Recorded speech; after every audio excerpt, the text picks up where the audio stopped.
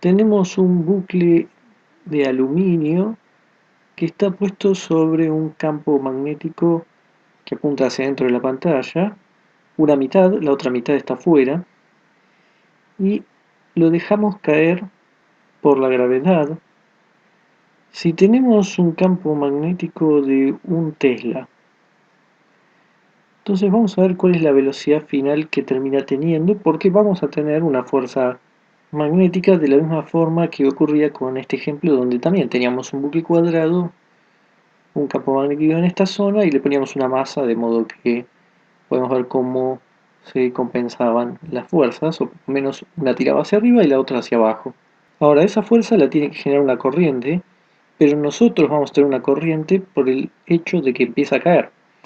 Así que lo primero vamos a calcular es la fuerza electromotriz utilizando la regla de flujo que es menos la derivada del flujo. El flujo era la integral B de A.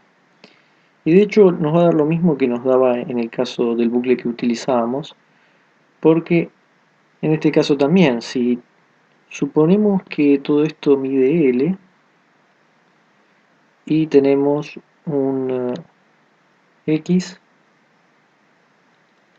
que es hasta donde digamos tenemos el flujo de B, pero este X depende del tiempo, porque a medida que esto se va moviendo, cada vez hay menos, así que eso tiene una directa relación con la velocidad que va a tener esto, depende también del tiempo, es decir, tenemos B, L, y el flujo es por X, X depende de T, así que al derivarlo va a haber un B, tendría que haber un menos también.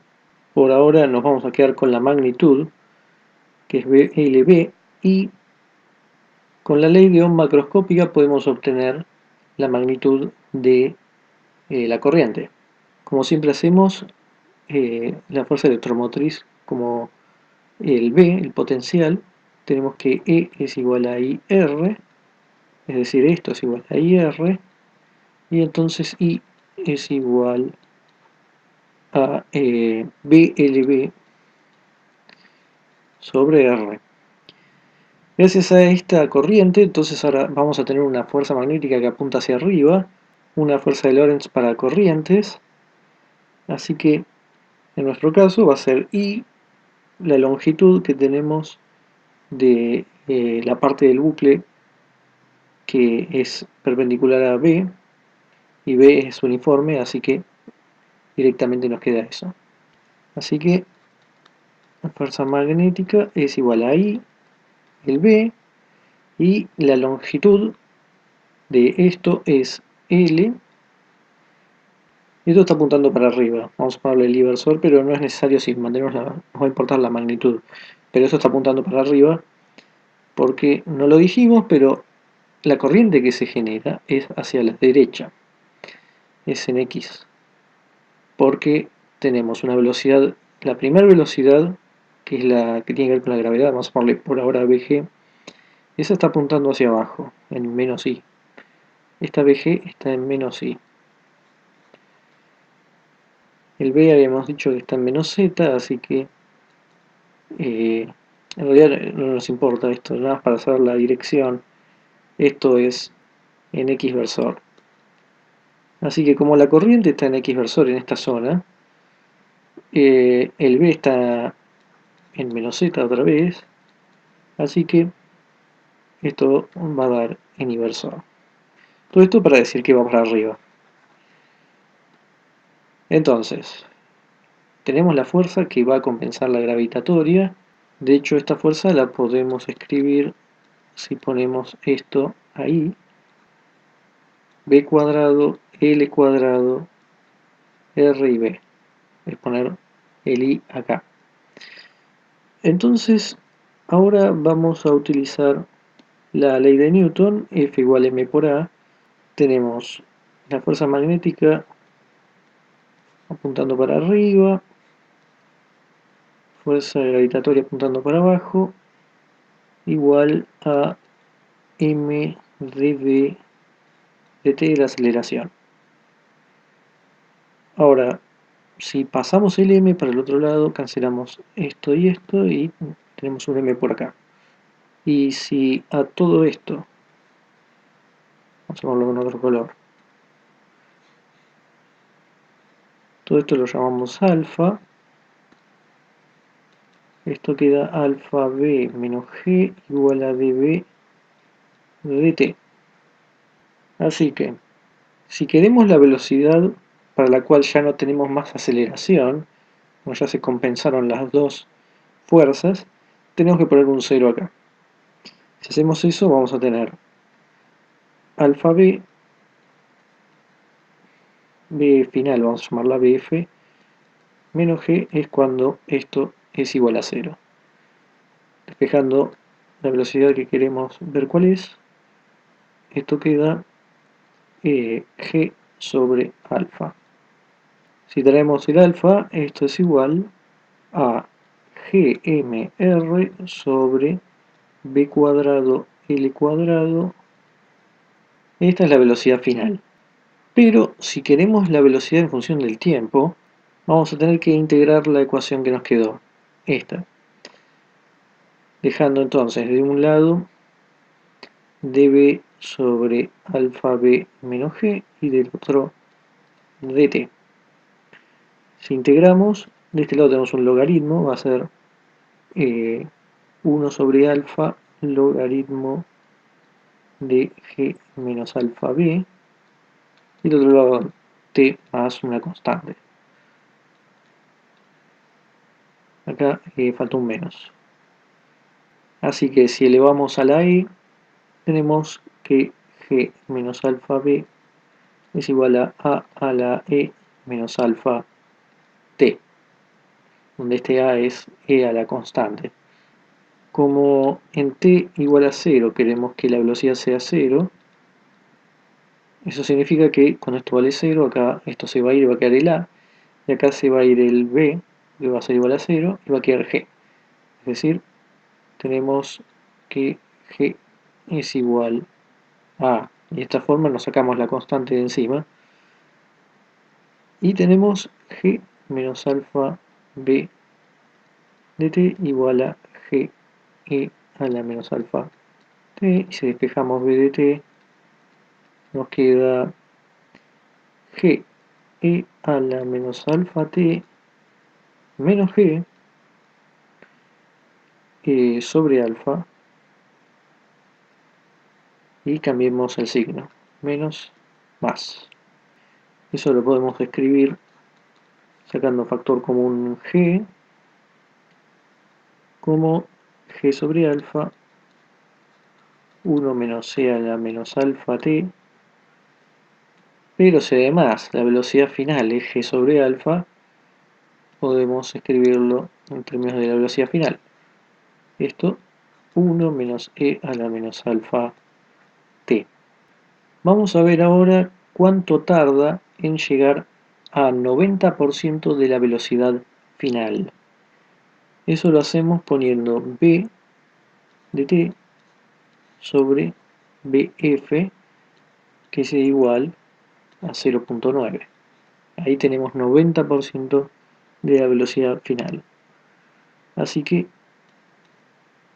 b de t es bf 1 menos e a la menos alfa t, pero directamente lo podemos cancelar con el bf este, haciendo que quede 1 menos e a la menos alfa t. Así que 1 menos 0.9 es igual a e a la menos alfa t. Así que el logaritmo de 0.1 es igual a menos alfa t. Así que pasamos el alfa para el otro lado, ponemos el menos de este lado, el menos lo metemos adentro, elevamos a la menos 1, y en vez de tener 0.1 ahora vamos a tener un 10. Esto es un t de 90%, que ya que estamos, el alfa sabemos que es g sobre bf, así que bf sobre g. Es simplemente otra forma de expresarlo.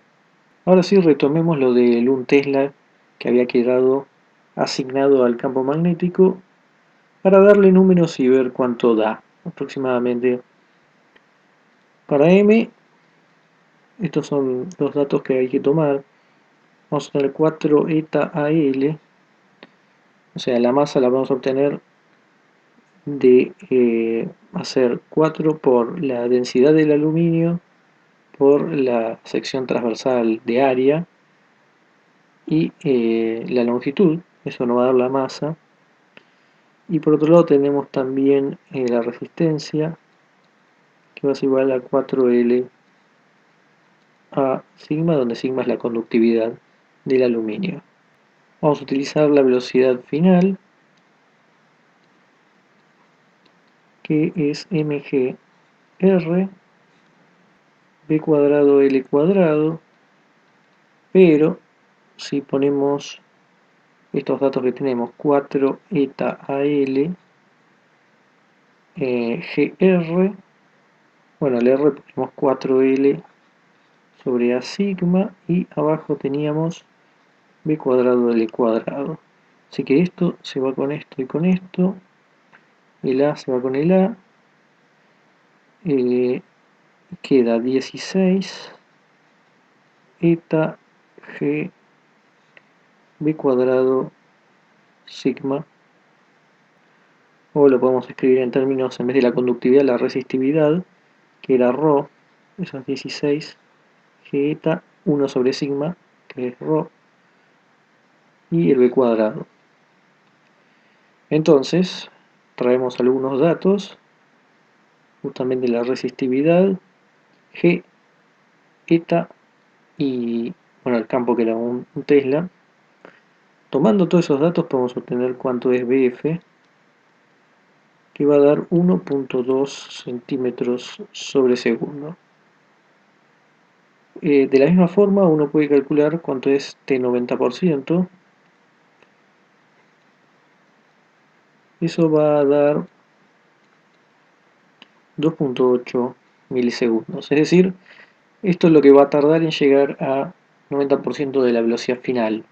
Eso es muy poco, por lo tanto, la idea que esto nos da es que apenas uno deja caer esto, en muy poco tiempo ya está yendo a velocidad final, a 1.2 centímetros sobre segundo. Y recordemos que esto dio así utilizando aluminio, que no es tan buen conductor, por ejemplo, como el cobre, pero aún así rápidamente hace que, digamos, se balanceen las fuerzas para obtener una velocidad constante de esa cantidad, de 1.2 centímetros por segundo. Ahora, una observación importante. ¿Qué pasaría si uno corta el bucle en un lugar muy chico, pero lo corta? De modo que no tenemos más el circuito. Bueno, si cortamos el circuito, no puede fluir la corriente ya. Y si no puede fluir la corriente, no podemos tener una fuerza que trate de frenar la fuerza gravitatoria. Es decir, que toda esta parte va a ser cero, toda esta parte no va a estar. Así que, como solo va a quedar la parte gravitatoria, si uno corta el circuito, todo esto va a caer de forma libre con aceleración g, o sea, solo la gravedad. Así que estamos poniendo el énfasis en lo importante que es que esto sea un bucle y que no se corte, porque si no puede fluir la corriente, entonces no podemos tener fuerza de Lorentz y no puede compensar la fuerza gravitatoria hacia abajo. Mientras esté cerrado, no va a haber ningún problema en que siga fluyendo y entonces podremos tener corriente, si puede fluir las cargas, por decirlo de alguna forma, entonces tendremos corriente y con corriente podemos tener fuerza de Lorentz y compensar o intentar compensar la fuerza gravitatoria.